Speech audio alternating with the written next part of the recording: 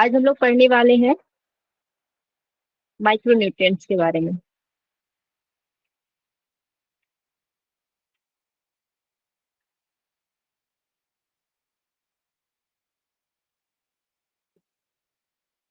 ठीक है, मैक्रोन्यूट्रिएंट्स के बारे में हम लोग ऑलरेडी पिछले क्लास में सारा कुछ पढ़ चुके हैं।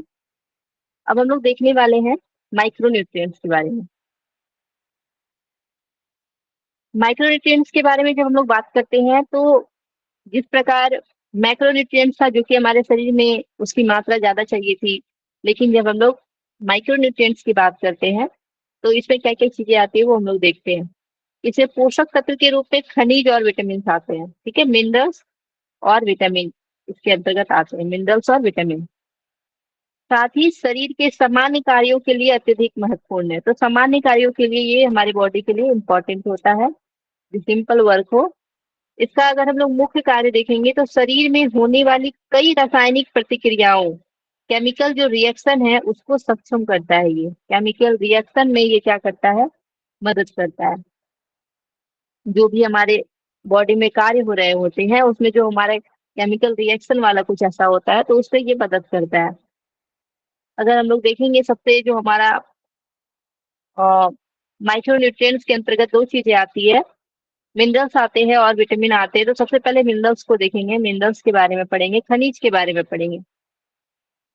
खनिज जो है ये हमारे शरीर में आयनिक रूप में पाए जाते हैं। आयन आयन के बारे में बात करते हैं ना हम लोग, मिनरल्स खनिज।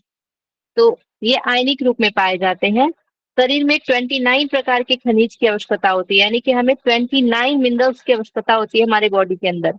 29 मिनरल्स, ये कार्बनिक नहीं होते बल्कि अकार्बनिक होते हैं। तो जैसे कि हम लोग पढ़ रहे थे ना, कार्बोहाइड्रेट हो, प्रोटीन हो, वसा हो, ये सारा जब हम लोग पढ़ रहे थे तो उसमें कार्बनिक चीजें थी, जबकि हम लोग यहाँ पे अकार्बनिक की बात करें, इसके अंदर कार्बन नहीं है। ठीक है, कार्बनिक नहीं होते बल्कि अकार्बनिक होते हैं।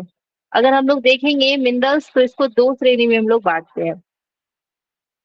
ओके, अब मिनरल्स के बारे में हम लोग देखेंगे कौन कौन से मिनरल्स है और किस प्रकार हमारे ऑर्गन्स के लिए, हमारे शरीर के लिए इम्पोर्टेंट है, क्यों आवश्यक है। मिनरल्स जो है हमारे शरीर में पोषक तत्व है जो कि विभिन्न शारीरिक प्रक्रियाओं के लिए आवश्यक होते हैं। ये शरीर में आयनिक रूप यानी आयंस में पाए जाते हैं, हमारी बॉडी में आयंस के रूप में पाए जाते हैं, यानी कि सकारात्मक और नकारात्मक चार्ज वाले कणों के रूप में उपस्थित होते हैं। पॉजिटिव एंड निगेटिव चार्ज वाले कणों के रूप में हमारे बॉडी में ये उपस्थित होते हैं। सबसे पहले हम लोग बात करेंगे सोडियम की, जिसे हम लोग Na के नाम से जानते हैं, Na+ बोलते हैं सोडियम। सोडियम के बारे में बात करेंगे तो हमारे शरीर के लिए क्यों इंपॉर्टेंट है ये देखेंगे। ये पॉजिटिव आयन है, ये हमारे शरीर में तरल पदार्थों का संतुलन बनाए रखने और नसों के संकेतों यानी कि नर्व इंपल्स को संचालित करने में मदद करता है। तो तरल पदार्थों के संतुलन में और साथ में जो नर्व इंपल्स है उसे संचालित करने में मदद करता है। ठीक है, ये याद रखना है आपको सोडियम के बारे में। ठीक है, तरल पदार्थों के संतुलन बनाए रखने और नर्व नर्व इम्पल्सेस को रेगुलेट करने के लिए ये मदद करता है। कहाँ कहाँ देखने को मिलता है, तो नमक में आपको देखने को मिलता है, परिष्कृत खाद्य पदार्थों में आपको देखने को मिलता है। सोडियम हमें नमक से प्राप्त होता है। ठीक है, सबसे इजी एग्जाम्पल जो आप लोग को पता भी होगा। दूसरा हम लोग पोटेशियम की बात करते हैं, जिसे हम लोग K+ बोलते हैं। ये भी आपके सकारात्मक यानी पॉजिटिव आयन है। ये हमारी मांसपेशियों के संकुचन यानी कि मसल कॉन्ट्रैक्शन, हृदय की कार्य प्रणाली और साथ में कोशिकाओं के अंदर तरल पदार्थों के संतुलन के लिए जरूरी होता है। तो जब हम लोग पोटेशियम की बात करेंगे तो किसके लिए आवश्यक है, ये हमें यहाँ पे ध्यान रखना है। सबसे पहले मसल्स कॉन्ट्रैक्शन में आपको ध्यान रखना है कि पोटेशियम काम में आता है। और कॉन्ट्रैक्शन रिलैक्शन का कार्य हमारे हार्ट में होता है, तो हार्ट की कार्य प्रणाली इसमें आ जाएगी। कोशिका के अंदर तरल जो पदार्थ है उसको बैलेंस करने का कार्य करता है। कहाँ कहाँ देखने को मिलेगी, कौन से सब्जी में देखने को मिलेगा, तो आपके केले में, संतरे में, आलू में जो है इसका स्रोत देखने को मिलता है पोटेशियम का। ओके, तो पहला हुआ हमारा सोडियम। दूसरा हम लोग देख रहे हैं पोटेशियम को। तीसरा हम लोग देखेंगे कैल्शियम। कैल्शियम को Ca2 प्लस यहाँ पे आपको ध्यान रखना है, ठीक है। Ca ये भी सकारात्मक आयन है, ये हमारे हड्डियों और दांतों को मजबूत बनाने में मदद करता है। तो कैल्शियम क्यों आवश्यक है, तो हमारे हड्डियों और दांतों के लिए आवश्यक होता है कैल्शियम। ये रक्त जमावट यानी कि ब्लड क्लोटिंग और मांसपेशियों के कार्यों के लिए भी आवश्यक है। तो साथ में ब्लड क्लोटिंग के लिए भी जब हम लोग पढ़ रहे थे रक्त का थक्का, उसमें भी हम लोग कैल्शियम आयन के बारे में पढ़े थे। तो रक्त जमाव और साथ में मांसपेशियों के कार्यों के लिए भी इम्पोर्टेंट होता है। कहाँ मिलेगा, तो दूध, दही, पनीर, इसमें आपको कैल्शियम देखने को मिलता है, ठीक है। क्योंकि हम हड्डियों को मजबूत करने की बात कर रहे हैं, तो ये आपको दूध, दही और पनीर में कैल्शियम देखने को मिलता है। दूध बेसिकली हम लोग बोलते हैं कि दूध से हमें कैल्शियम मिलता है, ठीक है। दूसरा देखेंगे, चौथा हमारा मैग्नीशियम है, Mg जिसे बोलते हैं, Mg2 प्लस मैग्नीशियम। ये मांसपेशियों और नसों की कार्य प्रणाली में सहायक है। तो मांसपेशी और नसों की कार्य प्रणाली में ये आवश्यक है। उसके साथ ही एंजाइम्स की क्रियाओं और ऊर्जा उत्पादन के लिए जरूरी होता है। तो एंजाइम्स जो एक्सोक्राइन सिस्टम से जो हमारे एंजाइम्स निकलते हैं उसके और साथ में ऊर्जा उत्पादन के लिए आवश्यक होता है। किसमें मिलेंगे, तो आपके नट्स में मिलते हैं, बीज में, साबुत अनाज में मैग्नीशियम पाया जाता है, मैग्नीशियम के स्रोत मिलते हैं। ये सब खाएंगे तो हमें मैग्नीशियम की पूर्ति हो जाएगी। क्लोरीन देखेंगे, Cl के नाम से जिसे हम लोग जानते हैं, क्लोरीन, क्लोरीन माइनस, ये नकारात्मक आयन के रूप में पाए जाते हैं। ये पाचन में मदद करता है और शरीर के तरल पदार्थों के संतुलन में योगदान देता है। तो पाचन में मदद करता है क्लोरीन। हाइड्रोक्लोरिक अम्ल की हम लोग बात करते हैं, हाइड्रोजन प्लस उसमें क्लोरीन है, ठीक है। हाइड्रोक्लोरिक अम्ल में जब हम लोग बात करते हैं तो पाचन में आपका मदद करेगा Cl, ठीक है। देखेंगे कहाँ मिलेगा, तो आपको क्लोरीन नमक में मिलता है। फास्फेट देखेंगे, PO4 3-, ये आपके हड्डी हड्डी दांतों और कोशिकाओं में ऊर्जा स्थानांतरण में महत्वपूर्ण भूमिका निभाता है। यानी कि आपकी हड्डियों में, दांतों में और कोशिकाओं में ऊर्जा के स्थानांतरण में जो है ये मदद करता है। कहाँ देखने को मिलेगा, इसके स्रोत क्या है, तो मीट से, मछली से, अंडा से। तो ये जो आयन होते हैं, है ना, बताइएगा एक बार।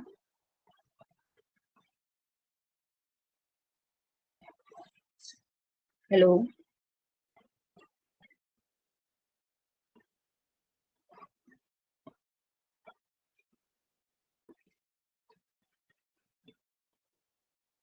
आगे देखते हैं हम लोग, आयन किस लिए हमारे बॉडी के लिए आवश्यक है। तो शरीर में खनिज एक बैलेंस बनाए रखने और साथ में इलेक्ट्रोलाइट्स बैलेंस में हम लोग इसे कहते हैं आयन को। ये बैलेंस मांसपेशियों को सही कार्य, नर्वस सिग्नल और साथ में पानी के वितरण के लिए आवश्यक है। शरीर में आयनिक रूप से मौजूद खनिज छोटे लेकिन अत्यंत महत्वपूर्ण कार्य करते हैं जो हमारी सेहत के लिए अनिवार्य है। तो ये बहुत कम मात्रा में चाहिए होता है लेकिन हमारे बॉडी के लिए आवश्यक होता है, ठीक है। ये आपको यहाँ पे ध्यान रखना है।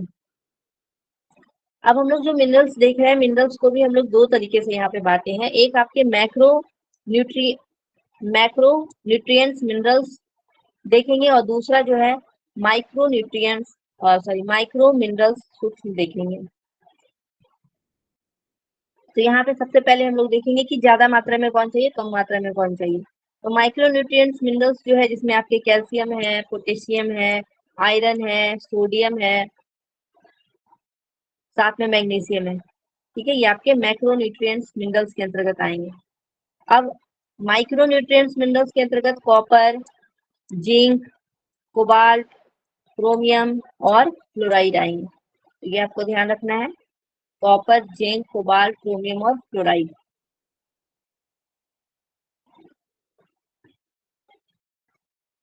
अब आगे हम लोग देखेंगे, एक साथ देख लेंगे कि मिनरल्स कौन कौन से हैं, क्या कार्य करते हैं और कहाँ उसके फूड में कौन स्रोत, उसमें क्या क्या है, वो हम लोग एक साथ इसको देख लेंगे, ठीक है।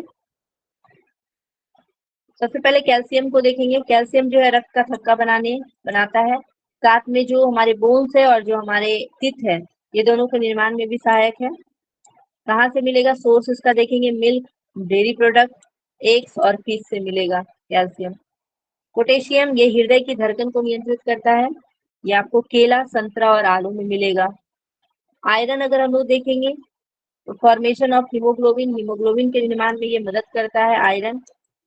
ये कहाँ मिलेगा? तो मीट में, मीट के प्रोडक्ट में, एग्स में, ग्रीन वेजिटेबल्स में आपको देखने को मिलेगा आयरन। ठीक है, साग वगैरह खाते हैं ना तो उससे भी मिलता है, पालक साग से। फॉस्फोरस की बात करेंगे तो ये आपके टीथ और साथ में आपके बोन, ये दोनों के निर्माण में सहायक है। जिस प्रकार हमारा कैल्शियम है उसी प्रकार ये भी। ये कहाँ से मिलेगा फास्फोरस? तो दूध और डेयरी प्रोडक्ट से, मीट से, मछली से, एग से, होल ग्रेन से, दालें और चने से, साथ में सूखे मेवे और बीज से मिलेगा, सोया उत्पाद से मिलेगा। सल्फर देखेंगे, सल्फर ये प्रोटीन, बाल एवं नाखून के निर्माण में आवश्यक होते हैं। प्रोटीन, बाल और नाखून के निर्माण में सल्फर आवश्यक होते हैं। इसमें कहाँ कहाँ से मिलेंगे? ये तो आपके मीट से, मछली से, एग से, दाल और चना से, लहसुन और प्याज से, ब्रोकली और फूल गोभी से, गोभी और पत्तेदार सब्जियां से, दूध और डेयरी प्रोडक्ट से आपको सल्फर मिलेंगे। आयोडीन देखेंगे तो ये नॉर्मल जो है मेटाबॉलिज्म ऑफ सेल यानी कोशिका के सामान्य चयापचय के लिए आवश्यक होता है आयोडीन। योगर्ट यानी दही से मिलता है, काव मिल्क से, एग से। आयोडीन के प्रमुख अगर हम लोग स्रोत देखते हैं तो आयोडीन युक्त नमक लेंगे हम लोग, समुद्र की मछली लेंगे, समुद्री शैवाल का यूज करेंगे, डेयरी उत्पाद का यूज करेंगे, अंडा का, झींगा का, साबुत अनाज, होल ग्रेन का यूज करेंगे। जिंक देखेंगे तो जिंक जो है बच्चों के सामान्य रूप से बढ़ने के लिए और विकसित होने के लिए, घाव के उपचार के लिए आवश्यक होता है जिंक। तो for children to growth and develop normally, for wound healing, तो वुंड हीलिंग के लिए भी मदद करता है आपका जिंक। ये आपको कहाँ मिलेगा? तो मक्का में मिलेगा, फिश में मिलेगा, ठीक है, विथ मिल्क में मिलेगा, और आपके मीट में और बीन्स में मिलेगा, फलिया में। फ्लोरीन, फ्लोरीन जो है ये भी आपके दांत को स्ट्रॉन्ग करने का कार्य करता है। ये आपको पानी से मिलेगा, वाटर से। ओके, यहाँ तक क्लियर है? कोई दिक्कत तो नहीं है? बताइएगा। ओके, आप कीजिए। देखिए इतना सारा चीज याद तो होगा नहीं तुरंत, लेकिन हाँ इससे गुजरना बहुत जरूरी है, क्योंकि कुछ कुछ चीजें जो है आपको पता होगा ऑलरेडी, और कुछ कुछ चीजों को बस एक बार माइंड से गुजरना है। सारा चीजें इसको रटना नहीं है, बस समझना है इसे, ठीक है। एक दो बार इसे पढ़ के एग्जाम के समय चले जाना है, क्योंकि इससे उतना सारे क्वेश्चन नहीं पूछे जाएंगे, लेकिन फिर भी एक आपको थोड़ा कॉन्सेप्ट क्लियर करके रखना है, और कुछ नहीं। लेकिन जो चीजें मैं बोलूंगी कि बहुत आपका आएगा ही आएगा एग्जाम में, वो आप जरूर नोट कीजिएगा, ठीक है। अब खनिज के कार्य या फंक्शन ऑफ मिनरल्स, एलिमेंट्स को देखेंगे तो दांत व अस्थि के निर्माण व सुदृढ़ करने में, तो दांत और साथ में हमारे बोन्स के निर्माण में कौन कौन से तत्व जो है काम आते हैं? तो कैल्शियम हो जाएंगे, फास्फोरस हो जाएंगे, मैग्नीशियम हो जाएंगे, ये तत्व यानी मिनरल्स जो है आपके काम आते हैं। फास्फोरस और गंधक का बात करेंगे तो ये आपके कोमल उत्तकों के निर्माण में मदद करता है, टिश्यू के निर्माण में मदद करता है। लोहा, तांबा और कैल्शियम की बात करेंगे तो हीमोग्लोबिन के निर्माण में मदद करता है। आयोडीन की बात करेंगे, थायरोक्सिन हार्मोन का निर्माण में मदद करता है आयोडीन। सोडियम, पोटेशियम और क्लोरीन जो है ये शरीर में जल की मात्रा को संतुलित करता है। ये हो गए आपके मिनरल्स, जो मेन थे वो हम लोग देख लिए हैं, ठीक है। मेन मिनरल्स के बारे में हम लोग देख लिए। अब हम लोग देखेंगे विटामिन, ये आपके एग्जाम के लिए बहुत ही इंपॉर्टेंट है, इसको याद रखना है, ठीक है। हम लोग विटामिन में जो भी चीज पढ़ेंगे वो आपको याद रखना है, इससे एग्जाम में क्वेश्चन बनते ही बनते, हर बार बनते हैं, ठीक है। तो ये भी आपका क्या है, अकार्बनिक होते हैं, और इसकी खोज जो है ल्यूमेन ने किया। ल्यूमेन नाम के वैज्ञानिक जो है विटामिन की खोज किए थे। इसका नामांकन किसके द्वारा किया गया? तो फंक के द्वारा किया। एक बार क्वेश्चन पूछा गया था कि विटामिन का खोज किसके द्वारा हुआ है, तो आपको याद रखना है ल्यूमेन के द्वारा। नामांकन फंक के द्वारा किया गया है, ठीक है, फंक नामक विद्वान के द्वारा। ये क्या करता है? विटामिन का कार्य क्या है? तो रोगों से रक्षा करने का कार्य करता है। ये ध्यान रखिएगा, विटामिन जो है ये रोगों से रक्षा करने का कार्य करता है आपके शरीर में, शरीर के लिए प्रतिरक्षक का कार्य करेगा विटामिन, ठीक है, ये ध्यान रखना है। एनर्जी वगैरह नहीं देता है, लेकिन ये रोगों से केवल रक्षा करने का कार्य करेगा, प्रतिरक्षा का, इम्यून का काम करता है। उसके साथ ही आपके मेटाबॉलिज्म, विकास और कोशिकीय कार्यों के नियमन यानी रेगुलेशन के लिए आवश्यक होता है। मेटाबॉलिज्म के लिए, डेवलपमेंट के लिए, साथ में सेल के जो कार्य होते हैं उसके लिए, रेगुलेशन के लिए आवश्यक होते हैं आपके विटामिन। उसके साथ ही हमारे अपने आहार में विटामिन की आवश्यकता होती है, यानी कि हमें आहार के रूप में विटामिन की जरूरत पड़ती है। आहार के थ्रू हम लोग विटामिन को लेते हैं। यह खाद्य पदार्थों के प्राकृतिक घटक है, तो खाद्य पदार्थों में यह प्राकृतिक घटक के रूप में हम लोग इसे लेते हैं। आमतौर पर बहुत कम मात्रा में ये मौजूद होते हैं। आहार में इनकी अनुपस्थिति होने पर शरीर में एक विशिष्ट कमी कारण बनेगी। तो अगर हम लोग नहीं लेंगे अच्छे से आहार उस तरीके का जिससे आपको विटामिन की नहीं मिल रहा है, तो बहुत सारे रोग भी उत्पन्न हो सकते हैं। तो इसकी उपस्थिति होना जरूरी है हमारे बॉडी में, नहीं तो कमी हो जाएगी। पिछले क्लास में हम लोग देखे थे वसा में घुलनशील विटामिन के बारे में, जिसे हम लोग कीड़ा से याद किए थे। ADE यहाँ पे KEDA से कीड़ा याद रखिएगा। और जल में घुलनशील विटामिन 2 ही है, B और C। ठीक है, वसा में घुलनशील आपको 4 याद रखना है। कीड़ा, शॉर्ट में आपको याद रखना है कीड़ा, पता होगा ना सबको। एक सेकंड,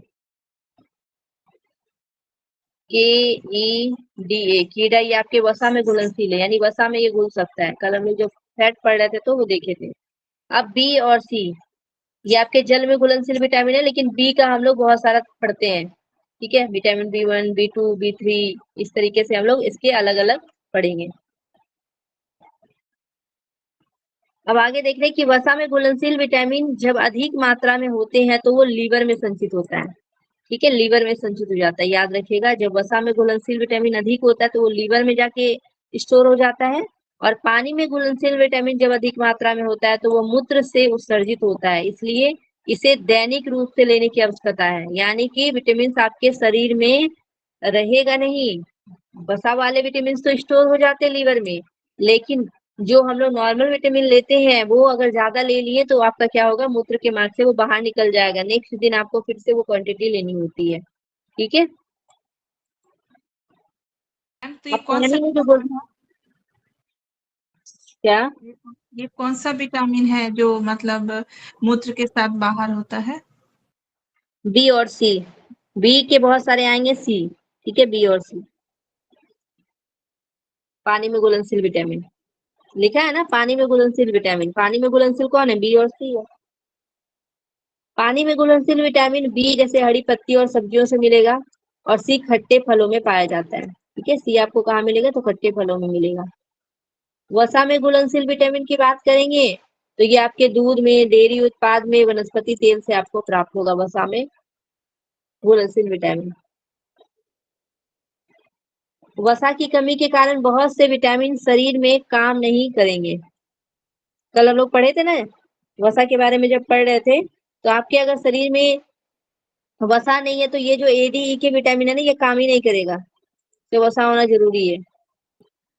विटामिन क्या करता है, हमें ऊर्जा प्रदान करता है, रोग से रक्षा करता है, और ना कि शरीर के निर्माण। ठीक है, तो याद रखिएगा, ये हमें ऊर्जा देता है और रोग से रक्षा करने का कार्य करता है, ना कि शरीर के निर्माण में। ये मदद निर्माण में इसका कोई मतलब नहीं है, लेकिन याद रखना है आपको, ये हमें ऊर्जा प्रदान करता है और रोगों से रक्षा देता है। अब सबसे पहले हम लोग देखेंगे रेटिनॉल। विटामिन ए का रासायनिक नाम क्या है, रेटिनॉल। अब जो जो बता रही हूँ वो आपको याद रखना है। रेटिनॉल जो है ये प्रतिरक्षी विटामिन इसे हम लोग कहते हैं।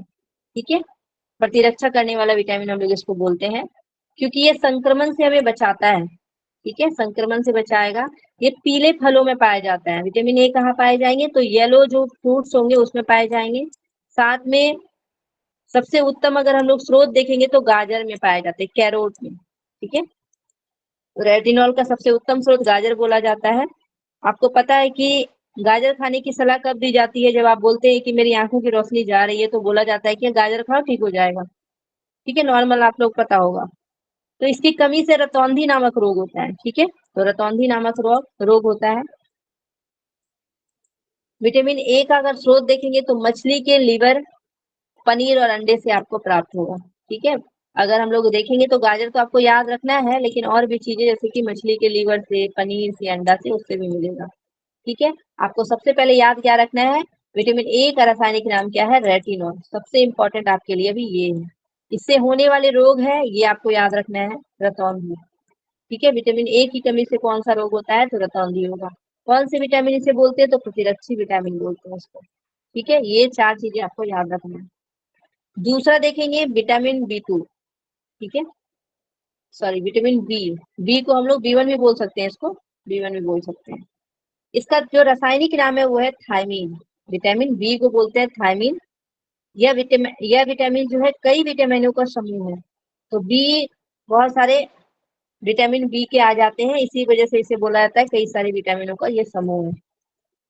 इस विटामिन में बी कॉम्प्लेक्स कहते हैं, विटामिन को क्या बोलते हैं, बी कॉम्प्लेक्स। बी 1 की कमी से क्या होगा, बेरी बेरी नामक रोग होता है। ठीक है, बी 1 की कमी से बेरी बेरी नामक रोग होगा। अभी सिर्फ आपको नाम याद रखना है। मक्का के अत्यधिक सेवन एवं पॉलिश किए हुए चावल के सेवन करने से बेरी बेरी का खतरा हो जाता है। तो बेरी बेरी का खतरा कब होता है, जब हम पॉलिश किया हुआ अनाज खाते हैं तो फिर हमें परेशानियां होती है। तो यहाँ पे आपको याद रखना है विटामिन बी 1, बी 1 का नाम क्या है, थायमीन। और इससे होने वाला रोग कौन सा है, तो बेरी बेरी रोग होता है। ठीक है, उसे विटामिन बी कॉम्प्लेक्स भी कहते हैं, बी विटामिन को, ये आपको याद रखना। अब विटामिन सी देखेंगे। सी, सी को हम लोग बोलते हैं एस्कॉर्बिक अम्ल। ठीक है, नाम याद रखना है इसका, एस्कॉर्बिक अम्ल, रासायनिक नाम। ये किसमें पाए जाएंगे, खट्टे फलों में पाए जाते हैं विटामिन सी। आंवला इसका सर्वोत्तम स्रोत माना जाता है, तो आंवला भी याद रखिएगा, आंवला सर्वोत्तम स्रोत है विटामिन बी सी का। विटामिन सी नहीं पाया जाता है दूध, अंडा, मांसाहारी भोजन में विटामिन सी नहीं मिलता है।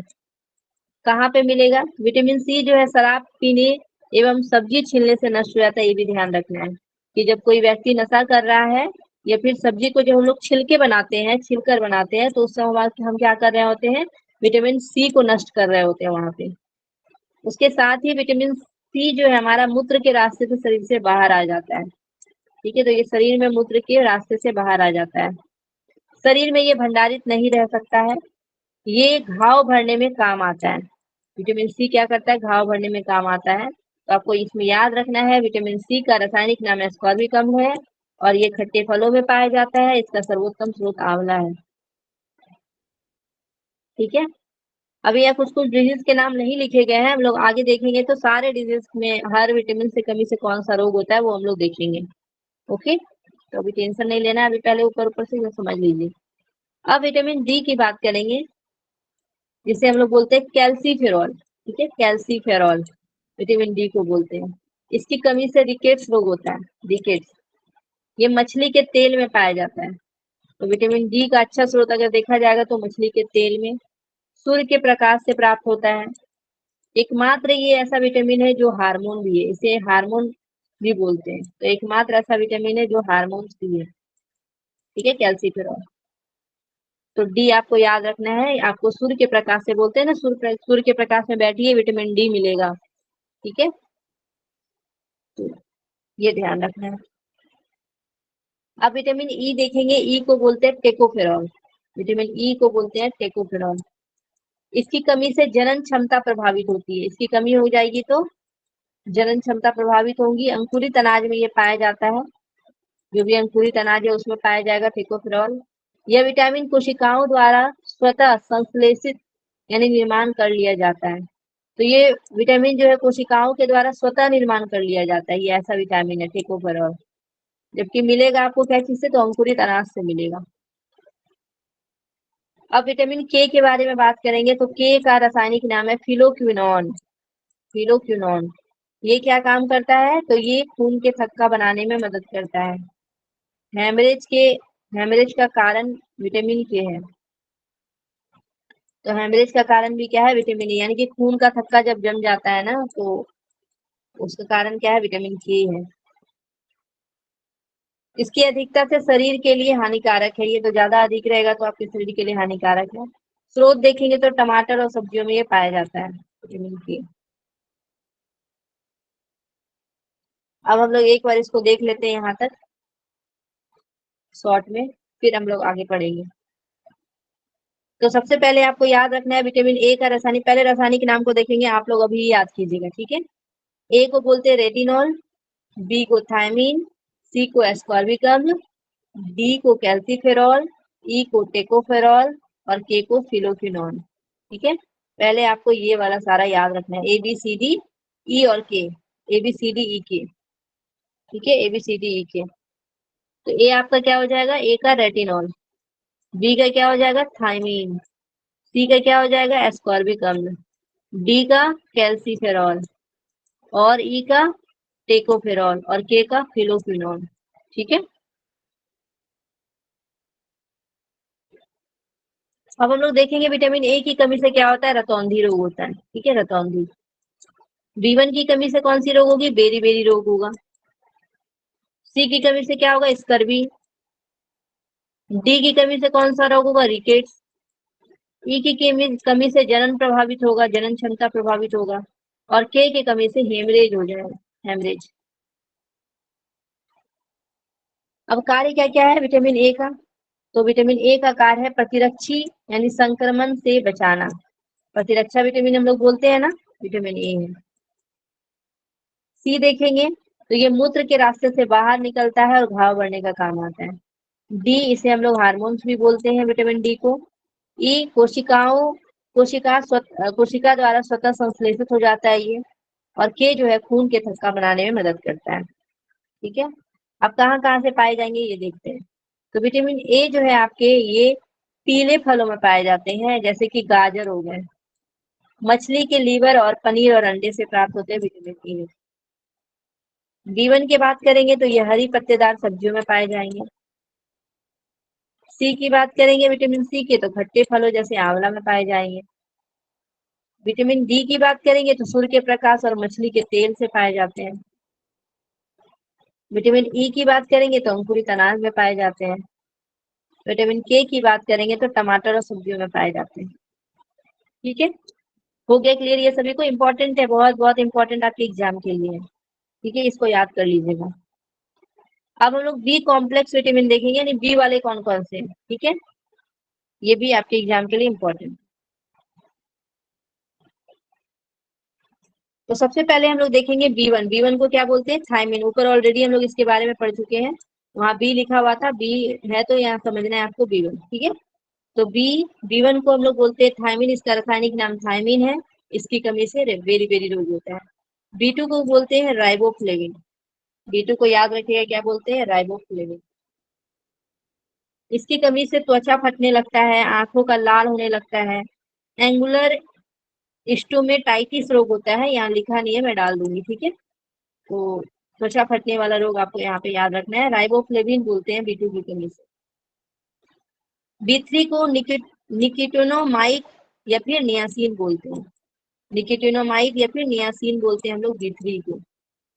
बी5 को बोलेंगे पेंटाथिनिक, ठीक है, पेंटोथाइमिन लिखा हुआ है, पेंटोथाइमिन भी याद रख सकते हैं, ठीक है, पेंटोथाइमिन।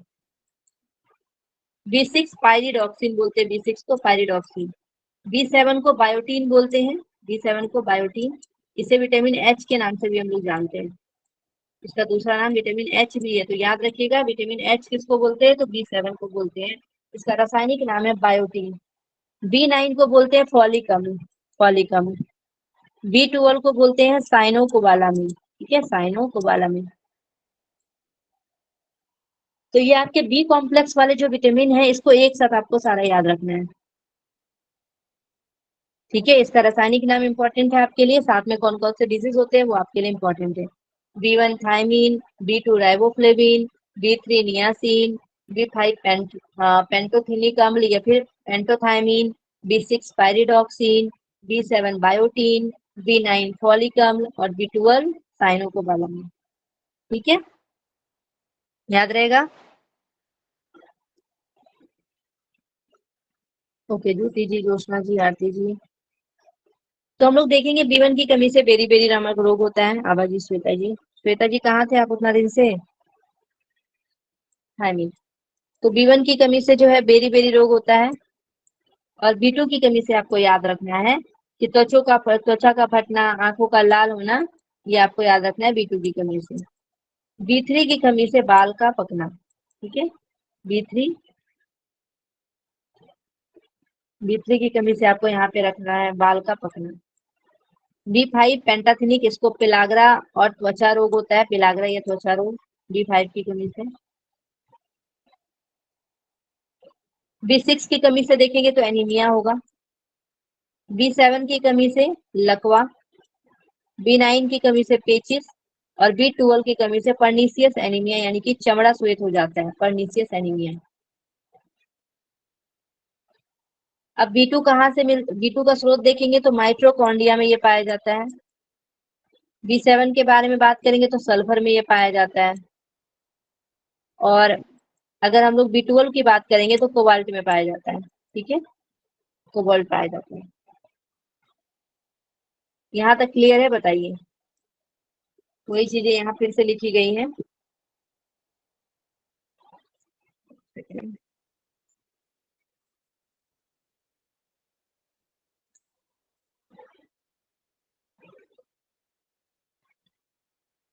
1 मिनट।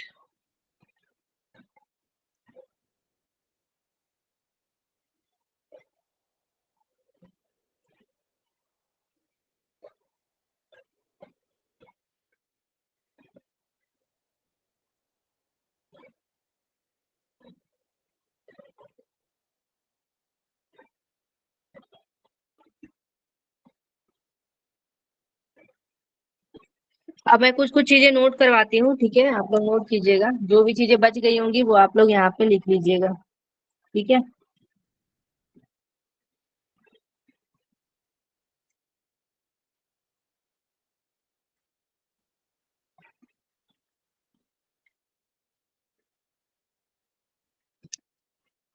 विटामिन ए की कमी से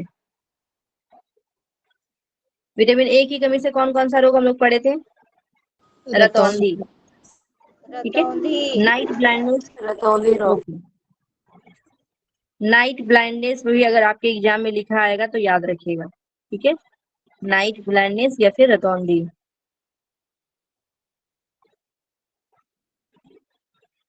ठीक है। रतौंधी को हम लोग बोलते हैं नेक्टेलोपिया, ठीक है। उसके साथ ही आपकी इम्यूनिटी जो है वो वीक हो जाती है, वीक इम्यूनिटी, ठीक है। क्योंकि हम लोग क्या बोलते हैं, इसको प्रतिरक्षा विटामिन बोलते हैं, तो इसकी कमी से क्या हो जाएगा, वीक हो जाएगा इम्यूनिटी। उसके साथ ही आपको इसमें और याद रखना है कि आंख से संबंधित है ये आपकी बीमारी, तो नो टीयर्स हो जाता है, यानी ड्राई हो जाता है आपकी आईज, जिसको हम लोग बोलते हैं जेरोथेल्मिया,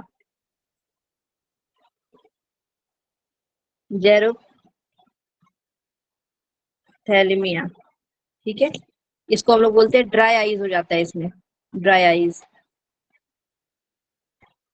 ड्राई आईज, ठीक है, जिसमें आपके आंसू नहीं आते हैं, नो टीयर्स। उसके साथ ही पूर्ण अंधता की समस्या भी देखने को मिलेगा, यानी पूरी तरीके से अंधापन भी आ सकता है। कॉरिनल जेरोसिस, ठीक है। ये आपको याद रखना है, किसके लिए, तो आपको याद रखना है विटामिन ए के लिए, ठीक है। विटामिन डी आपके हड्डी के लिए जरूरी होता है, ठीक है, ये तो आपको पता होगा, जो कि आपको धूप से प्राप्त हो जाता है। कैल्सीफेरॉल इसे बोलते हैं। अब इसकी कमी से कौन कौन से रोग होंगे वो देख लेते हैं।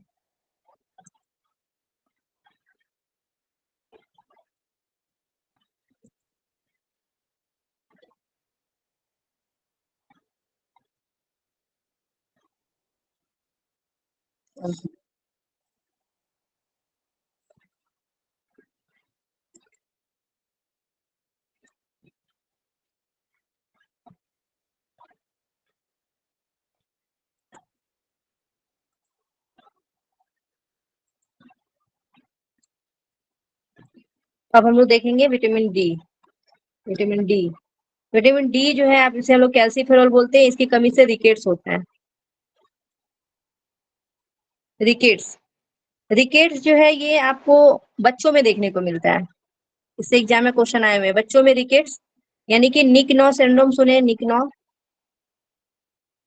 लॉक लग जाता है नी में। नॉक नी सिंड्रोम भी बोल सकते हैं, नॉक नी। ठीक है, बच्चों में ये देखने को मिलता है रिकेट्स विटामिन डी की कमी से। उसके साथ ही हम लोग देखेंगे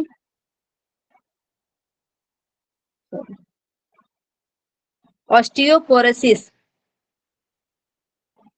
ऑस्टियोपोरोसिस, इसमें बोन जो है, ऑस्टियोपोरोसिस और ऑस्टियोमलेशिया की बात करते हैं। तो ऑस्टियोपोरोसिस जो है ये बूढ़ों में देखने को मिलता है, ठीक है, बूढ़ा में। और ऑस्टियोमलेशिया, ऑस्टियोमलेशिया ये एडल्ट में देखने को मिलता है, ठीक है। ये आपके ओल्ड में हो गया। तो अगर चाइल्ड में पूछा जाएगा तो रिकेट्स विटामिन डी की कमी से। अगर ओल्ड में पूछा जाएगा तो आपका हो जाएगा ऑस्टियोपोरोसिस। और एडल्ट में पूछा जाएगा तो ऑस्टियोमलेशिया। ठीक है, ये आपको यहाँ पे याद रखना है।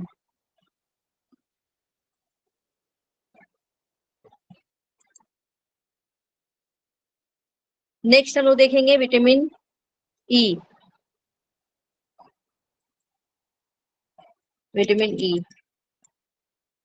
विटामिन ई अगर हम लोग बात करते हैं तो ये आपके जो है अर्ली एजिंग आपको देखने को मिलता है इसमें, इसकी कमी से। अर्ली एजिंग, अर्ली एजिंग, ठीक है, रिंकल्स आ जाते हैं। फर्टिलिटी डिजीज देखने को मिलेगा।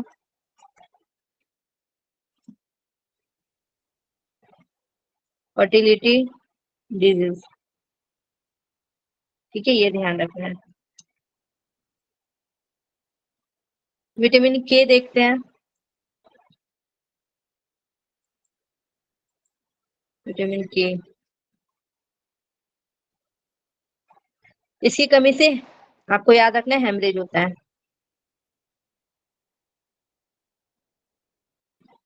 हेमरेज, बस यही आपको यहाँ पे ध्यान रखना है इसके लिए। ओके, यहाँ तक क्लियर है सभी को?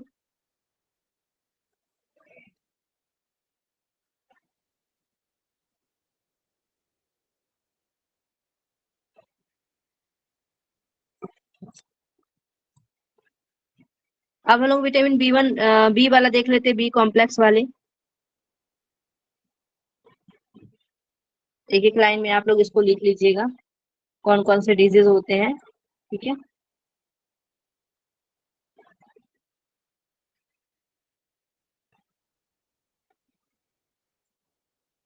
B1, B1 की कमी से बेरी बेरी होता है, बेरी बेरी। उसके साथ ही न्यूरॉन डैमेज हो जाते हैं यहाँ पे, ठीक है, न्यूरॉन डैमेज हो जाता है। साथ में मसल्स कॉन्ट्रेक्शन नहीं होगा इसकी कमी से, B1 की कमी से, ठीक है। और डाइजेशन रेट क्या हो जाएगा, स्लो हो जाएगा, जिसे हम लोग क्या बोलेंगे, एनोरेक्सिया, ठीक है। यहाँ पे क्या हो रहा है प्रॉब्लम, तो डाइजेशन रेट क्या हो जाएगा, स्लो, डाइजेशन रेट स्लो हो जाएगा, ठीक है। और मसल्स क्या होगा, कॉन्ट्रैक्ट नहीं करेगा,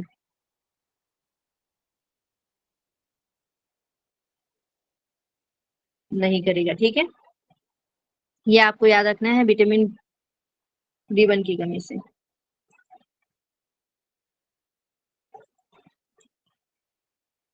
B2, B2 को याद रखना है, इसे पीला विटामिन बोलते हैं, ठीक है, येलो, येलो विटामिन के नाम से जानते हैं, येलो विटामिन। राइबोफ्लेविन बोलते हैं, गाय के दूध हल्का पीला होता है तो राइबोफ्लेविन, उससे आपको याद रखना है। इसे हम लोग जी भी बोलते हैं, ठीक है, जी के नाम से भी जानते हैं, जी विटामिन भी बोलते हैं। येलो विटामिन, जी विटामिन किसको बोला गया है, तो B2 को बोला गया है। डर्मेटाइटिस हो जाता है इसकी कमी से।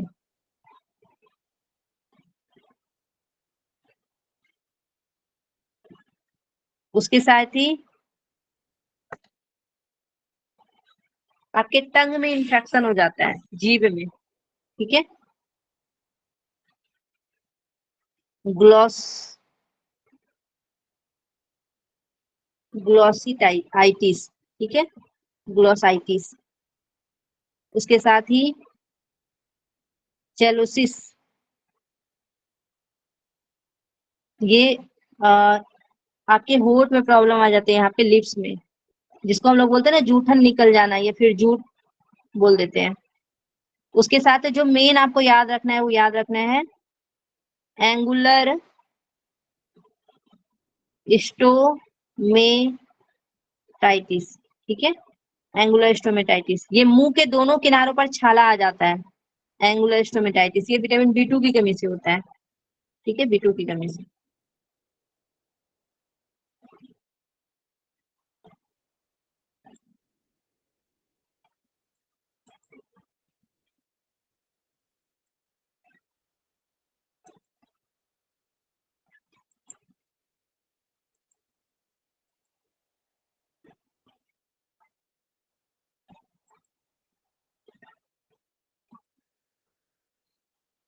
नेक्स्ट हम लोग देखेंगे विटामिन B3।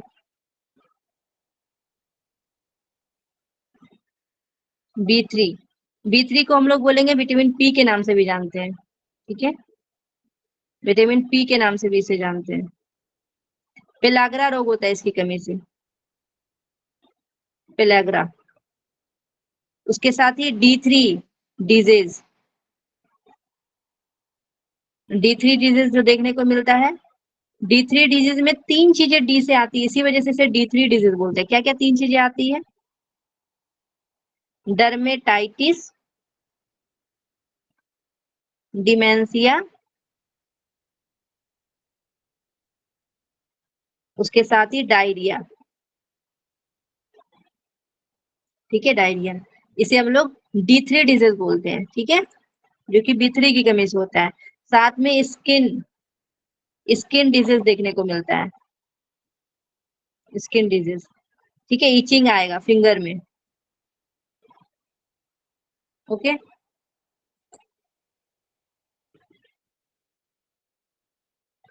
नेक्स्ट हम लोग देखेंगे B5, विटामिन B5। आपको एक चीज याद रखना है, B5 एवं B7 ये दोनों जो है बाल के लिए आवश्यक होता है, बालों के लिए, दोनों बालों के लिए आवश्यक होता है। हम लोग B5 के बारे में देख रहे हैं, तो ये बर्निंग फिट सिंड्रोम देखने को मिलता है, बर्निंग फिट सिंड्रोम, ठीक है। White hair, white hair, hair loss,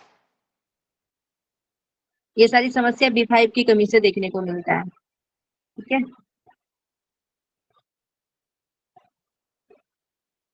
B6 को देख लेते हैं।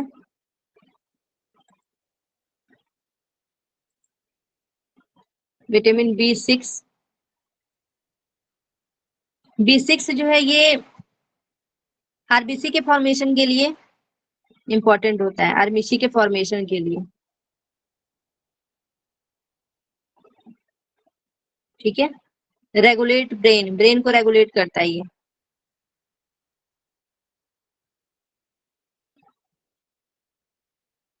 ओके। इसकी डिफिशियंसी से क्या होता है? तो मिल्ड एनीमिया होता है, एबनॉर्मल ड्रीम्स आएंगे,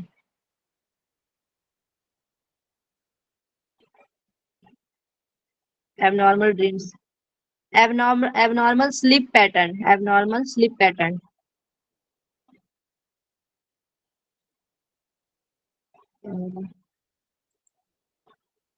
sleep pattern. Kidney stone,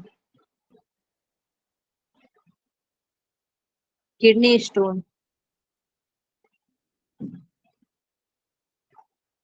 calcium oxalate की वजह से होता है ना किडनी स्टोन। साथ में डिप्रेशन,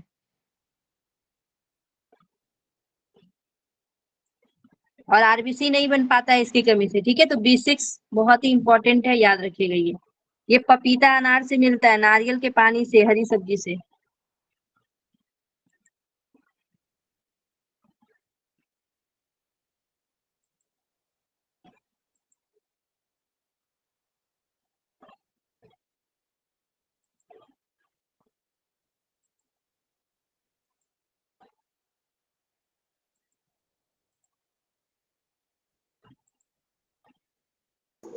मैम किडनी स्टोन के बाद क्या था, थोड़ा दिखाइए ना उस स्लाइड को। Depression, depression, depression.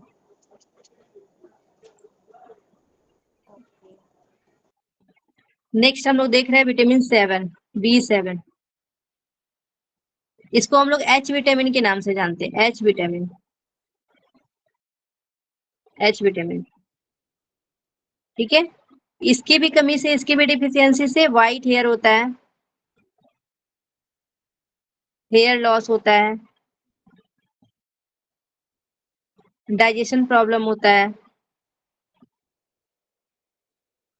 Digestion problem. ये डाइजेशन, डी बन गया दिल।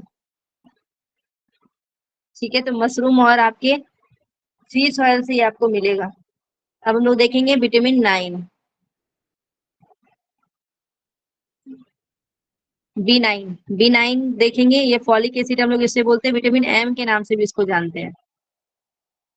विटामिन एम भी आपको याद रखना है। इसमें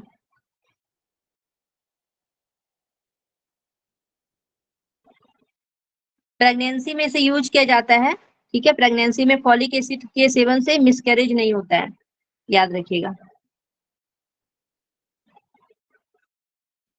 प्रेगनेंसी में अगर हम लोग फॉलिक एसिड का यूज करने से क्या होता है, मिसकैरेज नहीं होता है।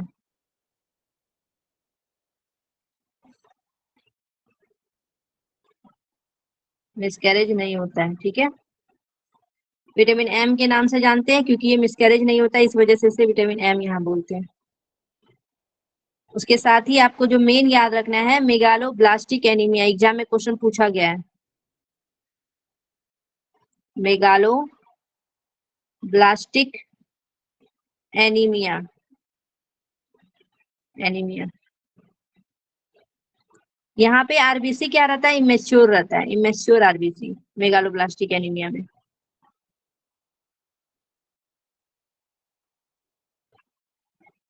आरबीसी, आरबीसी का साइज यहाँ पे बड़ा हो जाता है, लार्ज हो जाता है।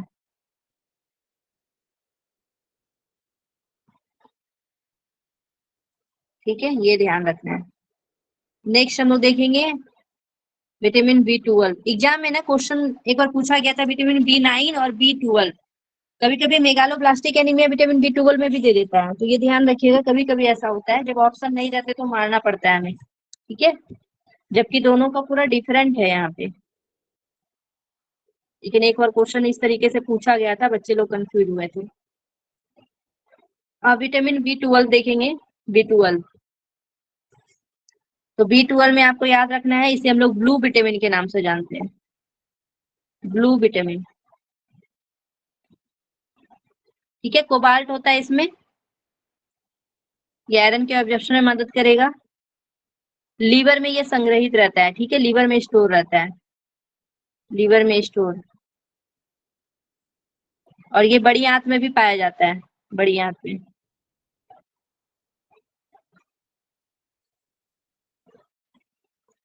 और आरबीसी की मात्रा जब कम होती है, आरबीसी की मात्रा जब कम होती है तो इसे पर्नीशियस एनीमिया बोलते हैं। ठीक है, आरबीसी की मात्रा कम हो जाती है इसमें, और साथ में पर्नीशियस एनीमिया देखने को मिलता है, पर्नीशियस एनीमिया। ठीक है, जिसे हम लोग एडिशन डिजीज भी बोलते हैं, एडिशन डिजीज,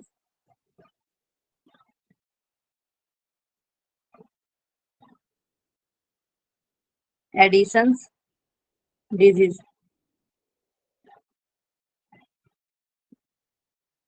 साथ में मेगालोब्लास्टिक एनीमिया भी याद रखना है। ठीक है, मेगालोब्लास्टिक एनीमिया दोनों में याद रखना है। पर्नीशियस एनीमिया आपको सिर्फ विटामिन B12 में याद रखना है, लेकिन मेगालोब्लास्टिक एनीमिया इसमें भी याद रखना है, क्योंकि एग्जाम में एक बार क्वेश्चन पूछा गया था।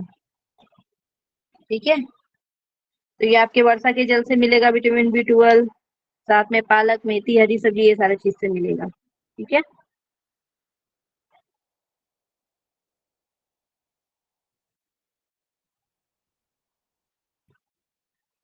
विटामिन सी, विटामिन सी लिखवाए हैं।